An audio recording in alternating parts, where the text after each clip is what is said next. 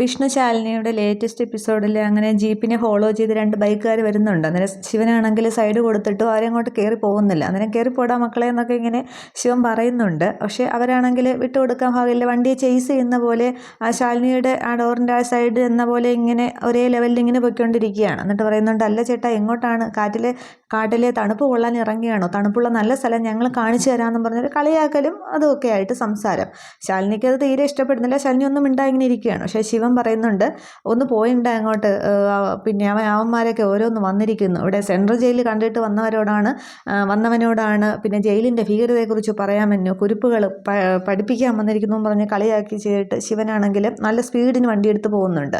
അന്നേരം ഇവർ പുറകിലാവുന്നുണ്ട്. അന്നേരം അവർ പോയല്ലോടാന്ന് ബാക്കിലിരിക്കുന്ന ആൾ പറയുമ്പോൾ ഒന്നുകൂടി സ്പീഡിന് വിടാം, അവർ പിന്നാലെ പോകാമെന്നും പറഞ്ഞ് അവരും പിന്നാലെ വെച്ച് പിടിക്കുന്നുണ്ട്.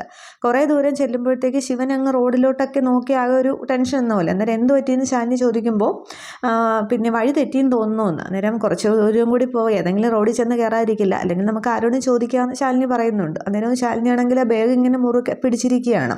ആകെ ഒരു വിഷമത്തിലൊക്കെയാണ് ആ ശാലിനിയുടെ അവസ്ഥ. എന്നിട്ട് കുറച്ച് ദൂരം ചെല്ലുമ്പോൾ ആ ഒരു കാട്ടിലെ ഒരു ഇടവഴിയെന്ന പോലെ ചെന്ന് റോഡ് ക്ലോസ് ആയി നിൽക്കുന്നുണ്ട്. അന്നേരം അയ്യോ റോഡ് അവസാനിച്ചല്ലോ, ഇനിയിപ്പോൾ എന്താ ചെയ്യുമെന്നും പറഞ്ഞ് ശിവനും പിന്നെ വണ്ടിയിൽ നിന്ന് അങ്ങോട്ട് ഇറങ്ങുന്നുണ്ട്. ശാലിനിയും ശിവൻ്റെ കൂടെ ഇറങ്ങുന്നുണ്ട്. അന്നേരം ശിവൻ പറയുന്നുണ്ട്, നമ്മൾ ആ ലെഫ്റ്റ് തിരിഞ്ഞ് കയറിയപ്പോഴേ വഴി തെറ്റിയതാണ്, നമ്മൾ ശ്രദ്ധിക്കാതിരുന്നതാണ് എന്ന് പറയുന്നുണ്ട്. അന്നേരം ഇനിയിപ്പോൾ എന്താ ചെയ്യുക എന്ന് ശാലിനി ചോദിക്കുമ്പോൾ, നമുക്ക് തിരിച്ചു പോകാം, എന്നിട്ട് ആരുടെയെങ്കിലും കാണുമ്പോൾ വഴി ചോദിക്കാം, അല്ല ഇനിയിപ്പോൾ എന്ത് ചെയ്യാനാണെന്നും പറഞ്ഞു ശിവൻ അങ്ങോട്ട് തിരിയുമ്പോൾ ആ ഒരു വഴിയാണെങ്കിൽ ഒരു സൈക്കിളും കൊണ്ട് ഒരാളിങ്ങനെ വരുന്നുണ്ട്. അന്നേരം എന്തേ നോക്കി ശാലിനി പറയുന്നുണ്ട്. തുടർന്ന് അയാൾ അങ്ങോട്ടൊക്കെ എത്തുമ്പോൾ ശിവൻ പറയുന്നുണ്ട്, ചേട്ടാ ഒരു കാര്യം, നമ്മൾ വന്ന വഴി തെറ്റി, നമുക്ക് പിന്നെ ഭൂതത്താൻ കാടിനടുത്തുള്ള മഞ്ഞുമല എസ്റ്റേറ്റിലേക്കാണ് പോകേണ്ടത്, അവിടേക്ക് ഒരുപാട് ദൂരം ഉണ്ടോ എന്ന് ചോദിക്കുകയാണ്. അന്നേരം അവിടത്തേക്ക് ഒരുപാട് ദൂരമുണ്ട്, പക്ഷേ ഈ രാത്രി കാട്ടിലൂടെ സഞ്ചരിച്ച് നിങ്ങൾ അവിടെ എത്തില്ല, രാത്രി നേരം സന്ധ്യ എടുക്കുകയാണ്, രാത്രിയെ കഴിഞ്ഞാൽ കാട്ടാനകളൊക്കെ ഇറങ്ങുന്ന സ്ഥലമാണ്, അതുകൊണ്ട് പിന്നെ ഇവിടെ നിന്ന് കുറച്ച് വലതോട്ട് തിരിഞ്ഞു പോകുമ്പോൾ ഒരു ലോഡ്ജ് ഉണ്ട്, ഇന്ന് അവിടെ തങ്ങിയിട്ട് നാളെ പോകുന്നതായിരിക്കും നിങ്ങളെ ജീവന് നല്ലതെന്ന് പറയുന്നുണ്ട്.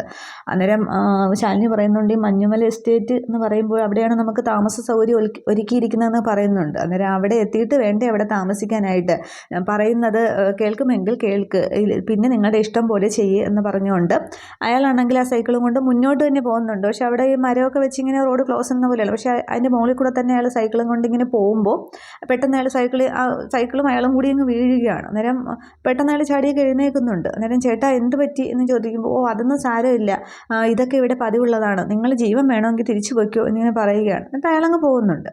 അന്നേരം ശിവൻ പറയുന്നുണ്ട്, ആ ചേട്ടൻ പറഞ്ഞനുസരിച്ച് അയാളുടെ വാക്ക് ധിക്കരിക്കാതിരിക്കുന്നതാണ് നല്ലത്, എന്ത് വേണമെങ്കിലും പറഞ്ഞോളൂ, എന്തിനും ഞാൻ റെഡിയാണ് എന്നിങ്ങനെ പറയുമ്പോൾ ശാലിനി ചിന്തിച്ച് നിൽക്കുകയാണ്. അപ്പോൾ അവർ തിരിച്ച് ലോഡ്ജിലേക്ക് തന്നെയാണ് പോകുന്നതൊക്കെ. ഇതേസമയം ആ രാത്രി തന്നെയാണ് കാണിക്കുന്ന. ശാരദാമ്മ അവിടെ കമലിനെ വിളിച്ച് വരുത്തുന്നുണ്ട്. കമൽ ഓട്ടോയിലാണ് വരുന്നത്. അന്നേരം എന്താ ശാരദാമ്മ ഓട്ടവും പോകാനാണോ എന്ന് ചോദിക്കുന്നുണ്ട്. അന്നേരം അതിനൊന്നുമല്ല, ശാലിനി ഒരു മീറ്റിങ്ങിന് പോയിരിക്കുകയാണ്, കൂടെ ശിവനും ഉണ്ട്, പക്ഷെ വിളിച്ചിട്ട് കിട്ടുന്നില്ല എന്ന് പറയുകയാണ്. അന്നേരം അത് മീറ്റിങ്ങിലല്ലേ, റേഞ്ച് ഇല്ലാത്തതായിരിക്കും, എന്തെങ്കിലും കഴിയുമ്പോൾ പിന്നെ തിരിച്ചു വിളിക്കുമെന്ന് പറയുകയാണ്.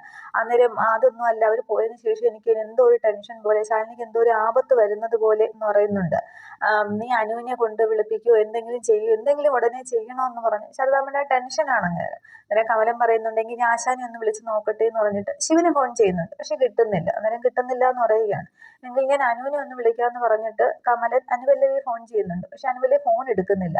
അന്നേരം ഇനിയിപ്പോൾ എന്താ ചെയ്യുക എന്നിങ്ങനെ ശാരദാമ്മ പറഞ്ഞ് വിഷമിച്ച് നിൽക്കുകയാണ്. അന്നേരം പറയുന്നുണ്ട്, എങ്കിൽ ഞാൻ അനുവിൻ്റെ വീട്ടിലേക്ക് പോകുന്ന വഴിക്ക് വിളിച്ച് നോക്കാമെന്ന് പറയുകയാണ്. തുടർന്ന് ശാരദാമ്മ പറയുന്നുണ്ട്, ഫോൺ കിട്ടിയാലുടനെ നീ അവരോട് അവിടെ നിന്ന് തിരിച്ചു പോരാൻ പറയണം, വേറൊന്നും ആലോചിക്കണ്ട എന്ന് പറയണമെന്ന്. അന്നേരം അപ്പോൾ മീറ്റിങ്ങും ചോദിക്കും, മീറ്റിങ്ങോ ഒന്നുമില്ല, നീ ഞാൻ പറഞ്ഞ പോലെ അങ്ങോട്ട് പറഞ്ഞാൽ മതി എന്ന് പറയുകയാണ്. അന്നേരം കമല ഇങ്ങനെ സംശയത്തോടെ നോക്കുന്നുണ്ട്, പക്ഷേ ശാരദാമ്മയുടെ അപ്രാളം കണ്ടിട്ട് എന്തോ ഒരു സൂചനയാണെന്ന് തോന്നുന്നുണ്ട്. അന്നേരം ഞാൻ എത്രയും പെട്ടെന്ന് അനുവിൻ്റെ വീട്ടിൽ പോയി പറയാമെന്നും പറഞ്ഞ് ഓട്ടോ എടുത്തുകൊണ്ട് കമലം പോകുന്നുണ്ട്. അതിനുശേഷവും ശാരദാമ്മ ഇങ്ങനെ ശാലിനിയെ ഫോൺ ചെയ്യുകയാണ്, പക്ഷെ കിട്ടുന്നില്ല. അന്നേരം ഈശ്വര ഒരു ആപത്തും വരുത്തല്ലേ എന്നൊക്കെ ശാരദാമ്മ പ്രാർത്ഥിച്ചുകൊണ്ട് നിൽക്കുന്നേ ഉള്ളൂ. സമയം ശിവനും ശാലിനിയും കൂടി ആ ഒരു ലോഡ്ജിലേക്ക് എത്തുന്നുണ്ട്. അന്നേരം സാമാന്യം തെറ്റില്ലാത്ത ഇടമാണെന്ന് തോന്നുന്നു എന്ന് പറഞ്ഞിട്ട് ഇറങ്ങുമെന്ന് പറയുമ്പോൾ രണ്ടുപേരും കൂടി ഇറങ്ങുന്നുണ്ട്.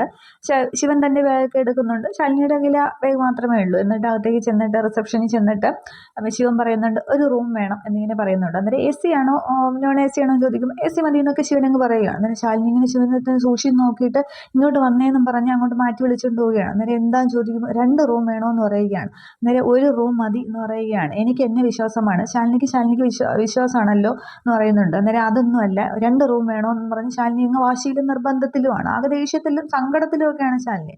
അന്നേരം എങ്കിൽ പിന്നെ ഞാൻ ഈ യാത്ര ഇവിടം വെച്ച് നിർത്തുകയാണ്. ഇനി ശാലിനിക്ക് ശാലിനിയുടെ വഴി, എനിക്ക് എൻ്റെ വഴി. എന്നെ വിശ്വാസമില്ലാത്ത ഒരാളുടെ കൂടെ യാത്ര ചെയ്യാനായിട്ട് എനിക്ക് ബുദ്ധിമുട്ടുണ്ട്. എന്ത് വേണമെന്ന് വെച്ചാൽ പെട്ടെന്ന് അങ്ങ് പറഞ്ഞാൽ മതി എന്ന് പറഞ്ഞ് നിൽക്കുകയാണ്. അന്നേരം ശാലിനിക്കൊന്നും പറയാൻ പറ്റുന്നില്ല. അന്നേരം അവിടെ റിസപ്ഷനിൽ പിന്നെ ID പ്രൂഫ് എന്തെങ്കിലും തന്നിരുന്നെങ്കിൽ എന്നിങ്ങനെ പറയുമ്പോൾ ദാ വരുന്നു എന്ന് ശിവൻ പറയുന്നുണ്ട്. എന്നിട്ട് പറയുകയാണ്, എന്താണ് തീരുമാനമെടുത്തത്? എനിക്ക് എൻ്റെ വിശ്വാസം എന്തായാലും ഉണ്ട്. തന്നെ ശാലിനിയുടെ സുരക്ഷയ്ക്ക് വേണ്ടിയിട്ടാണ് ഞാൻ ഈ പറയുന്നതെന്ന് പറഞ്ഞിട്ട് ID പ്രൂഫ് കൊണ്ടുപോയി ശിവൻ അവിടെ കൊടുക്കുന്നുണ്ട്. അന്നേരം താക്കോൽ കൊടുക്കുകയാണ്. തുടർന്ന് ആ റൂം പോയുണ്ട്, റൂം കണ്ട് കാണിച്ചു കൊടുക്കുകയാണ്. തുടർന്ന് ശാലിനിയാണെങ്കിൽ റൂമിനകത്തേക്ക് കയറിയിട്ട് വാതിലടച്ച് വെട്ടുന്ന കുറ്റിയിടുകയാണ്. പക്ഷെ അതിന് മുന്നേ ശിവനാണെങ്കിൽ വെളിയിലേക്ക് ഇറങ്ങിയെന്ന ഒരു മരത്തിൻ്റെ ചുവട്ടിലെന്ന പോലെ ശിവൻ വന്നിരിക്കുന്നുണ്ട്. പക്ഷെ ശാലിനി ഇങ്ങനെ ആകെ സങ്കടത്തിൽ ഇങ്ങനെ വിങ്ങിപ്പൊട്ടി ഇരിക്കുകയാണ്. അതായത് ശിവനെ ഒരു ഡ്രൈവറായിട്ട് തന്നെയാണ് കൊണ്ടുവന്നത്. പക്ഷേ ശിവൻ്റെ മനസ്സിൽ ഇനി വേറെ എന്തെങ്കിലും ഉദ്ദേശമുണ്ടോ എന്നൊക്കെ പേടിച്ചാണ് ശാലിനി നിൽക്കുന്നതൊക്കെ. ഈ സമയം അനുപല്ലവിയുടെ വീട്ടിലേക്ക് പോകുന്ന വഴി വീണ്ടും കമലൻ അനുവിന് ഫോൺ ചെയ്യുന്നുണ്ട്. അപ്പോൾ കിട്ടുന്നുണ്ട്. അന്നേരം ഞാൻ കുറേ നേരമായിട്ട് വിളിക്കുന്നു, കമലിനാണ് പിന്നെ ഏട്ടത്തിയമ്മയുടെ എന്നിങ്ങനെ പറയുമ്പോൾ മനസ്സിലായി, പറഞ്ഞോളൂ എന്ന് പറയുകയാണ്. അന്നേരം ശാരദാമ്മ വിളിച്ചിട്ടുണ്ടായിരുന്നു. മേഡം ഒരു മീറ്റിങ്ങിനായിട്ട് പോയിരിക്കുകയല്ലായിരുന്നു ഏട്ടത്തിയമ്മ. അപ്പോൾ ആ മീറ്റിംഗ് ക്യാൻസൽ ചെയ്ത് പെട്ടെന്ന് തിരിച്ചു വരാനായിട്ട് ശാരദാമ്മ പറഞ്ഞു എന്ന് പറയുകയാണ്. അന്നേരം ഞാനും വിളിച്ചുകൊണ്ടിരിക്കുകയാണ്, ഞാനൊന്ന് ആ ഹോട്ടലിലേക്ക് വിളിച്ച് നോക്കട്ടെ, എന്നിട്ട് തിരിച്ച് വിളിക്കാമെന്ന് പറയുകയാണ്. എന്നിട്ട് ഫോൺ വയ്ക്കുന്നുണ്ട്. എന്നിട്ട് അനുപല്ലവിയാണെങ്കിൽ ആ മഞ്ഞുമല എസ്റ്റേറ്റിലേക്ക് ഫോൺ ചെയ്യുകയാണ്. എന്നിട്ട് ഞാൻ അനുപല്ലവിയാണ്, ജില്ലാ കളക്ടർ ശാലിനിക്കായിട്ട് 2 മുറി ബുക്ക് ചെയ്തിരുന്നില്ലേ എന്ന് ചോദിക്കുകയാണ്. അന്നേരം റൂം നമ്പറൊക്കെ പറയുന്നുണ്ട്. അന്നേരം വിളിച്ചിട്ട് കിട്ടുന്നില്ല, റൂമിലൊന്ന് കണക്ട് ചെയ്യുമെന്ന് അനുപല്ലവി ചോദിക്കുന്നുണ്ട്. അന്നേരം അവരിവിടെ എത്തിയിട്ടില്ല എന്ന് പറയുകയാണ്. അന്നേരം എത്തിയിട്ടില്ലേ, പിന്നെ എവിടെ പോയി ചോദിക്കുമ്പോൾ ചിലപ്പോൾ റോഡൊക്കെ ബ്ലോക്കാണ്, അതുകൊണ്ടായിരിക്കും, എത്തുമ്പോൾ ഞാൻ തിരിച്ച് വിളിക്കാം, കണക്ട് ചെയ്യാൻ പറയാമെന്ന് പറയുന്നുണ്ട്. ശരിയെന്നും പറഞ്ഞ് ഫോൺ വയ്ക്കുകയാണ്. അതിനുശേഷം അനുപല്ലവി വീണ്ടും തിരിച്ച് കമലിനെ ഫോൺ ചെയ്യുന്നുണ്ട്. എന്നിട്ട് പറയുകയാണ്, അവർ ഹോട്ടലിൽ എത്തിയിട്ട് വിളിക്കാമെന്നാണ് അവിടെ നിന്ന് പറഞ്ഞതെന്ന്. അന്നേരം ശാരദാമ്മയോട് എന്ത് പറയുമെന്നും പറഞ്ഞ് കമലൻ ടെൻഷനിലാണ്. അന്നേരം ഇങ്ങനെ പറഞ്ഞാൽ മതി, എത്തുമ്പോൾ വിളിക്കാമെന്ന് പറഞ്ഞാൽ മതിയെന്ന്. അതിനുശേഷം കമലൻ വീണ്ടും തിരിച്ച് ശാരദാമ്മയെ വിളിക്കുകയാണ്. എന്നിട്ട് അവരെ കിട്ടിയോ കമല എന്ന് ചോദിക്കുമ്പോൾ ഇല്ല, അവരെ ഹോട്ടലിൽ എത്തിയിട്ടില്ല എന്ന് പറയുകയാണ്. അപ്പോൾ നമ്മൾ ഈ കാര്യങ്ങളൊന്നും അവരെ അറിയിക്കാൻ യാതൊരു വഴിയില്ലെന്ന് ചോദിക്കുമ്പോൾ ഹോട്ടലിൽ എത്തിയാൽ അവർ തിരിച്ച് വിളിക്കാമെന്ന് പറഞ്ഞിട്ടുണ്ട് എന്ന് പറയുകയാണ്. തുടർന്ന് ശാരദാമ്മ ഫോൺ കട്ട് ചെയ്തിട്ട്, ഈശ്വര, ആ ജ്യോത്സ്യം പറഞ്ഞതുപോലെയൊക്കെ സംഭവിക്കുകയാണല്ലോ എന്നും പറഞ്ഞ് വീണ്ടും ആ ടെൻഷനിൽ ശാരദാമ്മ. കമലിനാണെങ്കിൽ ഈ സംഭവം ഒന്നും അറിയാതെ എന്തൊക്കെയാണെന്ന് ചിന്തിച്ച് നിൽക്കുന്നുമുണ്ട്. അതേസമയം അനുപല്ലവിയുടെ ടെൻഷനിലാണ്, മേഡം ഇതെവിടെ പോയി കാണും, എവിടെയെങ്കിലും അകപ്പെട്ടോ എന്നൊക്കെ അനുപല്ലവിയും ടെൻഷനിലുമാണ്. തുടർന്ന് ആ സമയത്ത് തന്നെ അവിടെ ശാലിനിയും ജീപ്പിൽ പിന്തുടർന്ന ഒരു ബൈക്കിലുള്ള ആൾക്കാരുണ്ടായിരുന്നല്ലോ, അതേപോലെ 2-3 ബൈക്കിൽ പിന്നെ ഒരു 2 ബൈക്കിലെ ആൾക്കാർ 4 പേരാണെങ്കിൽ ആ റിസോർട്ടിലേക്ക്, ആ ലോഡ്ജിലേക്ക് തന്നെ എത്തുന്നുണ്ട്. അന്നേരം ഒരു വണ്ടി നിർത്തിയിട്ട് ഇത് അവൻ്റെ ജീപ്പ് തന്നെയാണ്, അപ്പോൾ അവരിവിടെ തന്നെ ഉണ്ട്, നമ്മുടെ തട്ടകത്തിലേക്കാണ് വന്ന് കയറിയിരിക്കുന്നതല്ലേ എന്നും പറഞ്ഞ് അവർ 4 പേരും കൂടി ഹോട്ടലിനകത്തേക്ക് കയറുന്നുണ്ട്. അന്നേരം അവിടെ ഇപ്പോൾ ജീപ്പിൽ വന്നവർ ഏത് റൂമിലാണ് റിസപ്ഷനിൽ ചോദിക്കുമ്പോൾ അത് നിങ്ങൾ എന്തിനാ അറിയുന്നതെന്നും പറഞ്ഞ് റിസപ്ഷനിലുള്ള ആൾ ദേഷ്യപ്പെടുന്നുണ്ട്. അന്നേരം അതൊക്കെ ഞാൻ പറഞ്ഞോളാമെന്നും പറഞ്ഞ് വരട്ടുന്ന ഒരു സ്വഭാവമാണ്. അന്നേരം അയാൾ പേടിച്ചിട്ട് ആ റൂം അവിടെയാണെന്ന് പറഞ്ഞു കൊടുക്കുന്നുണ്ട്. അതേസമയം ശിവന് ശാലിനി ആ റൂമിലുണ്ട്. ശിവൻ പറയുന്നുണ്ട്, ഇവിടെ അത്ര സേഫ് അല്ലാന്ന് തോന്നി, അതുകൊണ്ടാണ് ഒരു മുറി എടുത്തത്, വാതിലടച്ച് കിടന്നോളൂ, ഞാൻ പുറത്തുണ്ടാകും എന്നിങ്ങനെ പറയുന്നുണ്ട്. എന്നിട്ട് ശിവനിങ്ങനെ വാതിൽ തുറക്കാനായിട്ട് ഇങ്ങനെ വരുമ്പോൾ ഇവരിങ്ങനെ നടന്നു വരുന്ന ആ ഒരു 4 പേരിങ്ങനെ വരുന്ന രാത്രി അത്രയും ഒരു ഒച്ചപ്പാട് ശിവൻ കേട്ടിട്ട് ഇങ്ങനെ തുറക്കാതെ നിൽക്കുകയാണ്. അന്നേരം പുറത്ത് ആളുണ്ടെന്ന് തോന്നുന്നു എന്നിങ്ങനെ ശിവൻ ശാലിനിയോട് പറയുകയാണ്. തുടർന്ന് അവരാണെങ്കിൽ വാതിലിൻ്റെ വെളിയിൽ ഒരു ഹാൾ എന്ന പോലെയാണ് സെറ്റിയൊക്കെ ഇട്ടിട്ടുണ്ട്. അന്നേരം 3 പേര് അതിലോട്ട് അങ്ങോട്ട് ഇരിക്കുന്നുണ്ട്. എന്നിട്ട് ഒരാൾ പറയുകയാണ്, ഞാൻ ബെല്ലടിക്കാൻ പോവുകയാണെന്ന് പറയുന്നുണ്ട്. അന്നേരം ഒത്തിരി മര്യാദയ്ക്കൊക്കെ നിന്നേക്കണേ, നമ്മൾ മര്യാദക്കാരാണെന്ന് അവർക്ക് തോന്നണ്ടേന്ന്. അന്നേരം അവർ മര്യാദക്കാരല്ലെങ്കിലോ എന്നിങ്ങനെ ഒരാൾ ചോദിക്കുന്നുണ്ട്.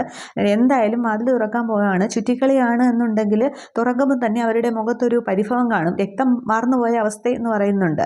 അന്നേരം അങ്ങനെ ഇല്ലെങ്കിലോ എന്ന് ചോദിക്കുമ്പോൾ പിന്നെ ഏതായാലും നമ്മൾ അങ്ങോട്ടത്തേക്ക് ഇടിച്ച് കയറാൻ പോവുകയാണ്, എന്തെങ്കിലും കേസോ വല്ലതും ഉണ്ടായാലും ഞാൻ വിളിക്കേണ്ടവരെയൊക്കെ വിളിച്ചു പറഞ്ഞങ്ങോട്ട് ഒതുക്കിക്കോളാം, എന്തായാലും ബെല്ലടിക്കാൻ പോവുകയാണ് എന്നിങ്ങനെ പറയുകയാണ്. അന്നേരം ഈ സംസാരമൊക്കെ അകത്ത് നിന്ന് ഇവർ 2 പേരും കേൾക്കുകയാണ്. അന്നേരം ശാലിനിയൊക്കെ ആകെ ടെൻഷനിലാവുന്നുണ്ട്. പക്ഷേ ശിവൻ ഇങ്ങനെ ആകെ ദേഷ്യത്തിൽ നിൽക്കുകയാണ്. തുടർന്ന് ബെല്ലടിക്കാൻ പോവുകയാണ് എന്നിങ്ങനെ അവർ പറഞ്ഞ് ബെല്ലടിക്കുന്നുണ്ട്. അന്നേരം ശാലിനി ഇങ്ങനെ ആകെ പേടിച്ച് നിൽക്കുമ്പോൾ ശിവൻ പറയുന്നുണ്ട്, പേടിക്കേണ്ട, എൻ്റെ ജീവൻ എടുത്തിട്ട് അവർക്ക് ശാലിനിയുടെ അടുത്തേക്ക് എത്താൻ പറ്റുകയുള്ളൂ എന്ന് പറഞ്ഞിട്ട് പതിയെ അങ്ങോട്ട് ശിവൻ വാതിൽ തുറക്കുകയാണ്. എന്നിട്ട് വാതിലിഞ്ഞ് ചഴിയിട്ട് പെട്ടെന്ന് ശിവൻ വെളിയിലേക്ക് ഇറങ്ങുന്നുണ്ട്. വാതിൽക്ക് തന്നെ ഇങ്ങനെ കടലപ്പടിയോട് ചേർന്ന് ഇങ്ങനെ നിൽക്കുന്നുണ്ട്. എന്നിട്ട് ആദ്യം നിന്ന ആളിനെ അങ്ങോട്ട് തള്ളി മാറ്റുന്നുണ്ട്. അന്നേരം എന്താ മക്കൾക്ക് വേണ്ടത് എന്ന് ചോദിക്കുന്നുണ്ട്. അന്നേരം ഒന്ന് പരിചയപ്പെടാനായിട്ട് വന്നതാണെന്ന് പറയുന്നുണ്ട്. അന്നേരം അത് എന്നെയാണോ പരിചയപ്പെടേണ്ടത് അതോ ഈ കൂടെയുള്ള ആളിനെയാണോ എന്നൊക്കെയാണ് ശിവൻ അവരുടെ രീതിക്ക് തന്നെ സംസാരിക്കുകയാണ്. അപ്പോൾ ചേട്ടന് കാര്യം മനസ്സിലായല്ലേ, നമ്മളിവിടെ ഇങ്ങനെ വരുന്നവരെയൊക്കെ ഇങ്ങനെ പരിചയപ്പെടാറുണ്ട് എന്നിങ്ങനെ പറഞ്ഞ് ശിവൻ അവരുടെ ആ രീതിക്ക് വന്നു എന്നുള്ള രീതിക്ക് അങ്ങോട്ട് സംസാരിക്കുകയാണ്. അന്നേരം മക്കൾ കുറേ ദൂരം നമ്മുടെ ജീപ്പിനെ ഫോളോ ചെയ്ത് വന്നോ അല്ലേ എന്ന് ചോദിക്കുകയാണ്. അന്നേരം അതേ എന്ന് പറയുന്നുണ്ട്. പക്ഷേ എല്ലാവരെയും കൂടി ഒരുമിച്ച് അങ്ങോട്ട് പരിചയപ്പെടുത്താനായിട്ട് സാധിക്കില്ല. ഒറ്റയ്ക്ക് ആദ്യം ഒരാളെ, പിന്നെ ബാക്കി എല്ലാവരും കൂടെ ചേർത്ത് എന്താ അതുപോലെയും ചോദിക്കുകയാണ്. അന്നേരം അത് മതി എന്നും പറഞ്ഞ് അവരാകപ്പാടെ അങ്ങോട്ട് ത്രില്ലരാണ്. അന്നേരം ആദ്യം ഇപ്പോൾ ആരെ പരിചയപ്പെടാതെ ഇവൻ മതി എന്നിങ്ങനെ പറയുകയാണ് ഒരാളെ കാണിച്ചിട്ട്. അന്നേരം ആ മതി എന്ന് എല്ലാവരും പറഞ്ഞ് നിൽക്കുമ്പോൾ എങ്കിൽ പിന്നെ ഇന്നവിടെ വ്യക്തമായിട്ടുള്ള പരിചയപ്പെടുമെന്ന് പറഞ്ഞിട്ട് നന്നായിട്ട് അവൻ്റെ ശക്തിയായിട്ട് അങ്ങോട്ട് കൈവീശി ഒരൊറ്റ അടി കൊടുക്കുകയാണ്. അവൻ ചെന്ന് താഴെ വീഴുന്നുണ്ട്. തുടർന്ന് അവിടെ ശിവൻ അങ്ങോട്ട് കുറേ നേരം അവരെല്ലാവരെയും ചേർന്ന് നന്നായിട്ട് അടിക്കുന്നുണ്ട്. എന്നിട്ട് അവസാനം ആദ്യം പിടിച്ച ഒരുത്തനെ തന്നെ പിടിച്ചങ്ങ് റൂമിലേക്ക് ഇട്ടിട്ട് വാതിലങ്ങ് കുറ്റിയിടുകയാണ്. അന്നേരം ബാക്കി 3 പേരും വെളിയിൽ കിടന്ന് തട്ടുന്നുണ്ട്. അന്നേരം എന്നിട്ട് ശിവൻ അകത്തിട്ട് ഇവനെ നന്നായിട്ട് പെരുമാറുകയാണ്. നിനക്ക് പരിചയപ്പെടണം അല്ലേടാ എന്ന് പറഞ്ഞിട്ട് അത് ശാലിനി ഇങ്ങനെ ആകെ അന്തം വിട്ട് നോക്കി നിൽക്കുകയാണ് ശിവൻ്റെ ആ ഒരു ഫൈറ്റ്. എന്നിട്ട് ശിവൻ ആ കയ്യിലെ ആ മോതിരം ഉണ്ടല്ലോ അതിട്ട് ഇവൻ്റെ മൂക്ക് നോക്കി ഇടിക്കുന്നുണ്ട്. അന്നേരം ആ മോതിരത്തിൽ വ്യക്തമാവുകയാണ്. അവനാണെങ്കിൽ അവശനായിട്ട് അങ്ങോട്ട് വീഴുകയാണ്. എന്നിട്ട് ശിവനെടുത്ത് പെരുമാറുന്നുണ്ട്. ശാലിനി ഇതിങ്ങനെ നോക്കി നിൽക്കുന്നു. വെളിയിൽ അവരിങ്ങനെ തട്ടിക്കൊണ്ടിരിക്കുന്നു. ഇത്രയും ആകുമ്പോൾ എപ്പിസോഡ് അവസാനിക്കുന്നുണ്ട്. പക്ഷേ അവിടെ ആ ഒരു പ്രശ്നം അവിടെ കൊണ്ട് തീരില്ല. അവിടെ വലിയൊരു ആപത്ത് ശിവനായിട്ട് കാത്തിരിക്കുന്നുണ്ട്. അവരെ പരാജയപ്പെടുത്താനായിട്ട് ശിവന് സാധിക്കത്തുമില്ല. അതിന് എങ്ങനെയാവും എന്നുള്ളതാണ് അറിയേണ്ടത്. അതേസമയം പിന്നീട് അവിടെ അടുത്ത എപ്പിസോഡിലുണ്ട് ജോത്സ്യം പിന്നീട് ആ ഒരു വീട്ടിൽ ചെല്ലുന്നതൊക്കെയാണ്, അവരുടെ സത്യഭാമയുടെ വീട്ടിൽ. അതൊക്കെ നമുക്ക് അടുത്ത എപ്പിസോഡിൽ കാണാം ശിവനച്ഛൻ സംഭവിക്കും എന്നുള്ളത്. Okay, thank you.